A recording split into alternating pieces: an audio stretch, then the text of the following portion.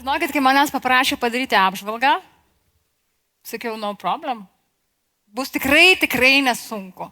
Nes bet kuriuo atveju kiekvieną rytą atsisėdu, pasižiūriu, kur ten įkrenta tie milijonai. Bet kai atsitrauki ir pradedi žiūrėti į duomenis sistemiškai, tada aš supratau, man bus šakės. Nes į kur juda didžiausi čekiai, pasirodo į fiziką. O kontaktą su fizika aš turėjau dar vidurinėje mokykloje ir tos kontaktas nebuvo labai abipusiai malonus. Tai tiesiog, sakykime, perspėjau. Ne? Bet prieš kalbant, įrodant skaičius, aš norėčiau tiesiog nuimti šitus tris iš visos bazės. Ne? Nes vien jie kartu sudaro 250 milijardų dolerių investicijų.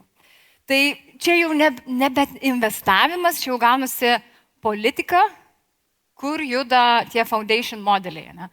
Tai turime Europoje savo čempioną, vėliavnešį foundation modelio, tai yra prancūzų įmonė Mistral, kuri dabar sugeneravo 3 milijardus dolerių investicijų ir tai šalia tų grandų atrodo kaip koks atvažiavimas su dviračiu į formulės lenktynes.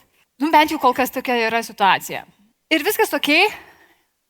Foundation modeliai, leiskim jiems rungtis, leiskim jiems, kurie yra geresni, leiskim jiems deginti pinigus, ką jie dabar ir daro sėkmingai, nes ne apie tai šiandien noriu kalbėti. Apie juos jau rašo daug, apie juos jūs jau žinot, jau girdėjot, jau matėt, visi teismai, visos melodramos, kurios vyksta tarp Musko ir Altmano ir Amadėjaus. Man įdomu kalbėti apie infrastruktūrą, apie tai, kas vyksta po tuo sluoksniu foundation modeliu. Ne? Ir ten vyksta, pasirodo, labai įdomus dalykai. AI skatina mus atrasti iš naujo fiziką. Kad suprastumėte apie ką, pasižiūrėkite į skaičius. Ne? Atrodo, AI šiandien, AI ten, dar vienas modelis, bet iš tiesų softas čia yra čekio mediana, ne? Investicinio čekio mediana. AI software'as, kurio yra daug ir apie kurį daugiausiai kalbam, gauna realiai mažiausius pinigus. Aišku, jie bet kuriuo atveju yra didesni, bet ne tokie kaip, tarkim, gynyba, ne tokie kaip infrastruktūra ir jau nekalbu apie robotiką. Pradėkim nuo infrastruktūros. Vygintas užsiminė ir nelabai patrauklus atrodo dalykas, bent jau man, nuo aušinimo sistemos. Tai aušinimo sistema dabar pasiekė tokį lygį, kur vadinama reimagine. Cooling reimagined. Ir man tai pasirodė labai juokinga, bet okei, galvoju, tebūnie. Tačiau juokas juokais, tai yra visiškai tiesa. Tuo, kas dabar vyksta.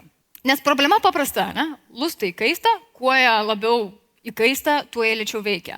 Ir tame mastelėje, kurio reikia foundation modeliams treniruotis, nebepakanka to, ką mes turim dabar, kas buvo naudojama. Tai, kaip sakant, priveda mane prie tokios minties, o CTO galbūt jau ir pasikeis pavadinimą, nebe technology, o thermodynamics, ne? Galbūt tas darbas yra ateitis. Iki šiol jo nebuvo, bet kas ten gali žinot. Ir pasirodo, visai neseniai kolegė atsiuntė nuotrauką, technologijų šaldymo priežiūros darbų aptarimas. Čia Telios koridorius. 1 valanda. Jau dabar apie tai pas mus kalbama. Problema jau dabar yra. Frore Systems. 340 milijonų investicijų. Be ventiliatorių, be judančių dalių. Ką jie daro? Jie sukuria orą, tiksliau oras juda per membranas. Ir jos vibruoja ultragarso dažniu. Kas yra kaip ir atrodo kosmosas, ne? Jie laimėjo CES apdovanojimą kaip didžiausia ir geriausia inovacija. Kategorijoje Consumer Electronics, aušinimo sistema. Tai tiesiog pagalvokite, ne? Kokiame etape mes gyvename. Kita įmonė irgi aušinimo Excelsius, 65 milijonai, kadangi pučiant orą, ką ir Vygintas sakė, jau nebeužtenka to atšaldymo, jie naudoja specialų skystį, kuris juda mikroskopiniais kanalais. Labai arti paties lusto. Tai yra nebeužtenka šaldyti kambario. Ką daro Excelsius? Jie šaldo konkrečiai tą tašką, kuris ir kaista. Ir priežastis, kodėl yra svarbu, kodėl aš dabar čia kalbu apie aušinimą, ne? Tai dėl to, kad įmonės, kurios sugebės tos lustus atšaldyti greičiau ir geriau, jos taps kritiškai svarbios treniravimui modelių. Ir aušinimas čia yra tik vienas sluoksnis infrastruktūros. Nes prieš aušinant lustą į jį pirmiausia reikia atgabenti duomenis. Ir čia prasideda dar viena atskira problema. Debesys. Tai debesys turėjo labai gražią metaforą, kad viskas yra labai ten debesėlėje, labai lengva, ore ir paprasta, bet iš tiesų tai yra didelis užantis pastatas, kuris sunaudoja elektros kaip 40 000 virdulių vienu metu. Dažniausiai kažkur yra statomas priemiestyje prie geros elektros infrastruktūros. Ir kas nutiko dabar? Tie debesys turi ir nemalonius pokalbius su elektros tinklų operatoriais, nes kas galėjo pagalvoti, kad staiga kažkam prireiks, 100 megavatų vien tam, kad milijonai žmonių galėtų generuoti LinkedIn thought leadership postukus. Bet reikia, tų duomenų reikia. Ir kas dabar vyksta? Nscale'as 3,7 milijardo investicijų. Žinot kiek? Per 7 mėnesius jie pritraukė tiek investicijų. Britų įmonė dabar pastatė duomenų centrą Norvegijoje, kur čia yra Narvike. Ir jisai yra aušinamas šiuo atveju Atlanto vandenyno vandeniu. Įdomu tai, kad įmonės borde sėdi ex-Facebook Marko Zuckerbergo moteriška versija Sheryl Sandberg. Tai pagrindinis ribojimas dabar nebėra jau vien tik tais talentai ar naujos idėjos. Ribojimas yra fizinė vieta realiai, elektros galia. Dar labai vienas įdomus keisas, tai čia jie save vadina Uber superkompiuteriu. Tai ką jie daro? Jie duoda įmonėms prieigą prie savo GPU. Tai vietoj to, kad įmonės pačios pirktų Nvidia plokštes ir išleistų milijonus, jie tiesiog leidžia įmonėms išsinuomuoti savo galią. Ta įmonės daro labai sėkmingai, permokėdamos 53%, daugiau negu šiaip jos galėtų mokėti. Bet ką Lambda daro, jie konstruoja milžiniškus duomenų centrus ir tai leidžia bet kuriam verslui tą akimirką, kurią reikia, išsinuomoti pas juos prieigą prie galingiausių kompiuterių ir galingiausių pasaulio lustų. Be jokių nekilnojamo turto mokesčių, be jokios techninės priežiūros nieko. Va, tiesiog taip paprastai. Ir kas tai atsitinka, kad kompiuteris tampa tarsi, šiuo atveju superkompiuteris, tampa tarsi komunalinė paslauga. Bet tada prasideda dar viena infrastruktūros problema. Tai yra laidas. Nes pastatęs tą milžinišką angarą, pilną GPU, gali juos sujungti tarpusavyje. Bet kur atsiranda bėda, tai varinis laidas pasirodo. Ir čia jau vėlgi mes atsirėmė į fizikos dėsnius ir fizikos ribojimą. Todėl investicijos dabar juda į fotoniką. Kitaip tariant, duomenų perdavimą šviesa vietoje elektros. Light matter, būtent duomenys perduoda šviesos greičiu.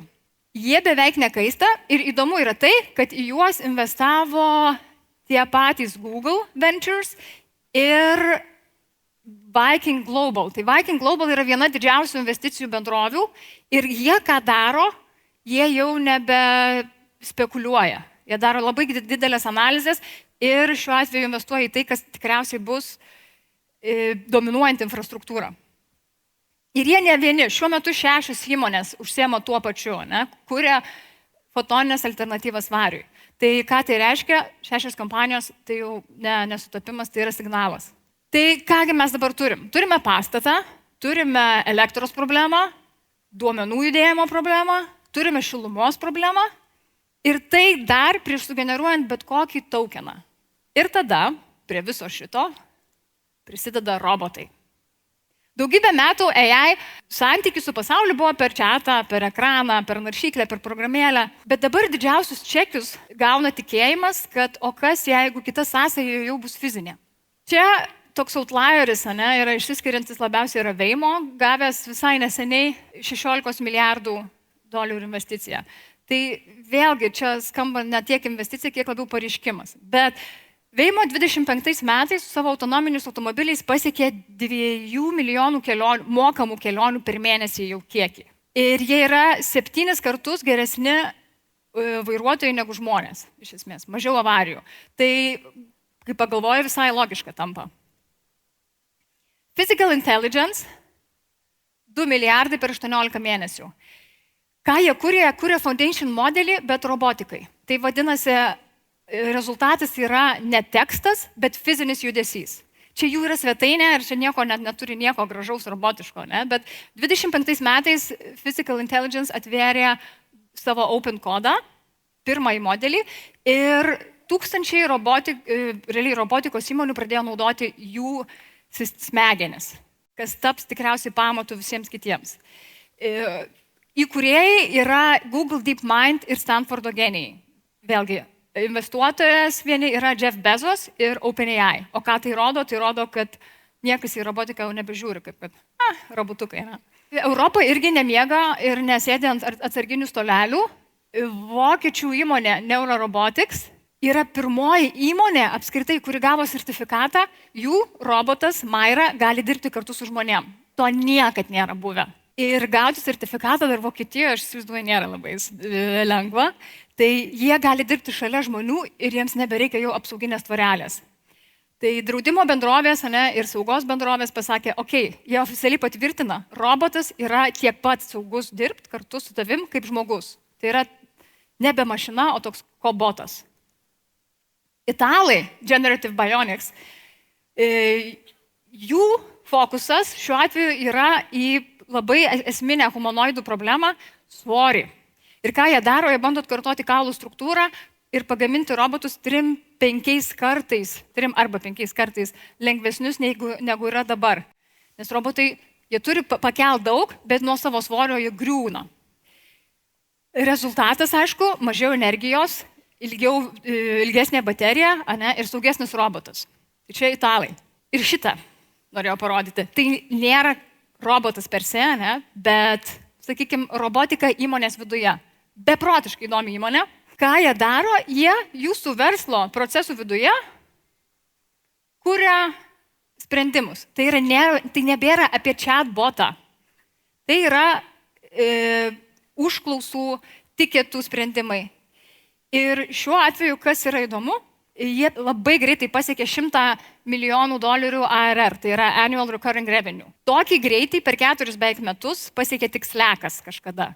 Ir ką tai reiškia? Tai reiškia, kad verslai nebenori dar vieno chatboto, jie nebenori pokalbių, jie nori rezultato. Ką Decagonas gali padaryti? Įeiti į SAPą, padaryti užsakymą. Žodžiu, viską padaryti be žmogaus įsikišimo. Ir jie tą daro su didelėm įmonėm, taigi vėlgi, AI-us nebe browserio tabas. Kosmoso kategorijoje įdomu yra tai, kad jeigu mes galvojam, kad mes dabar kelsimės į Marsą ir statysim miestus orbitose, tai vis tik ne.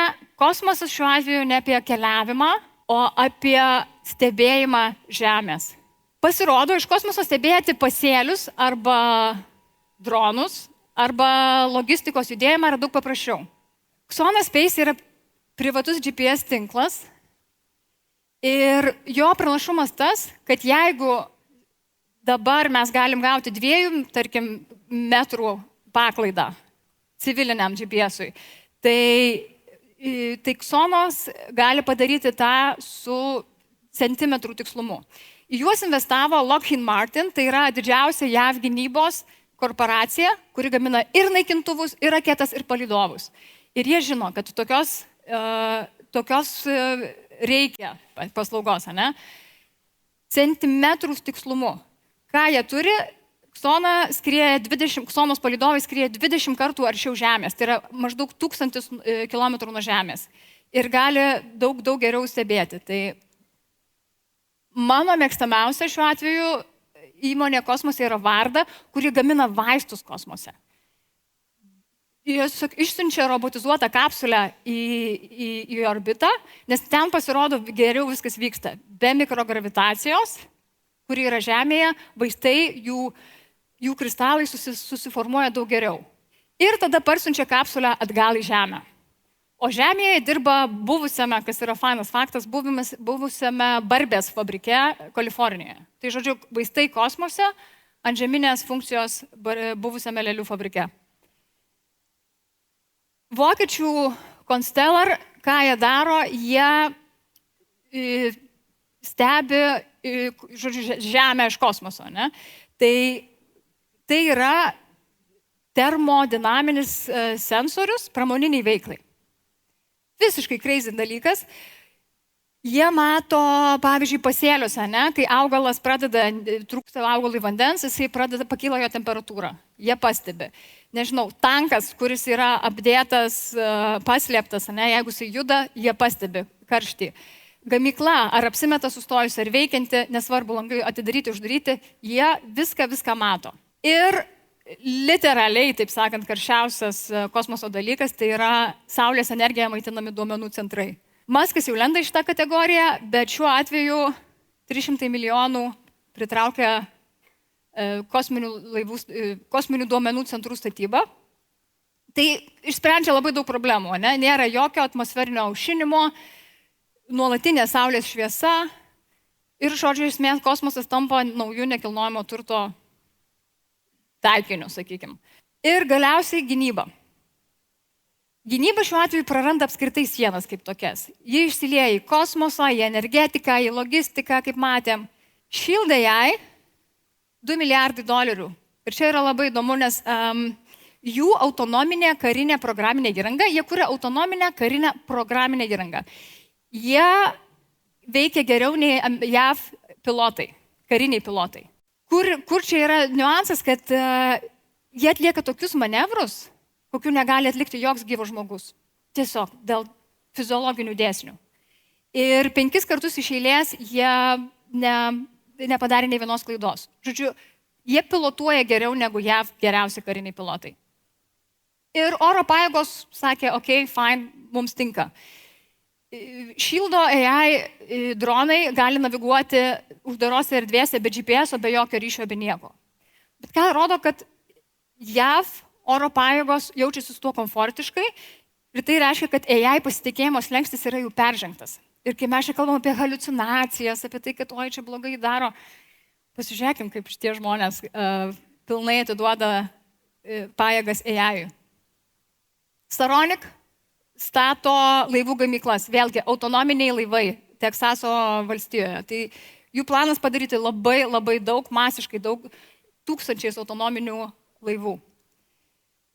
Vokietijos Helsinkas, viena brangiausių gryno tokio jau saugumo gynybos AI įmonė Europoje. Ką jie daro? Jie tarsi Google Mapsai ir ChatGPT pilotams. Tai esmė, kad daug sensorių vienu metu apžvelgia karo lauką ir mato, kuris taikinys yra svarbiausias. Įdomu tai, kad ją investavo Spotify'aus vadovas, nes tai irgi iš dalies yra prediction modelis, ne? Kur kitas turi būti šūvis, kur kitas taikinys. Ir aišku, mums visiems maloniausias dalykas tai yra Baltijos įmonė, Estijos įmonė Frankenberg Technologies, kurių, kaip žinia, tikslas yra padaryti pigiai, greitai gaminamas raketas.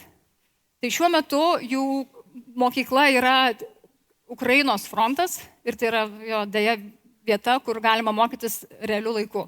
Tai ką mes turime? Mes turime aušinimo sistemas, ne? Fotoninius lustus, mes turim kosminius duomenų centrus ir robotus, kurie gali lankstyti skalbinius ir dirbti su žmonėm. Ir tai kaip pagalvoju, tai skamba toks kaip Netflix'o algoritmas po 3 bemiegių naktų.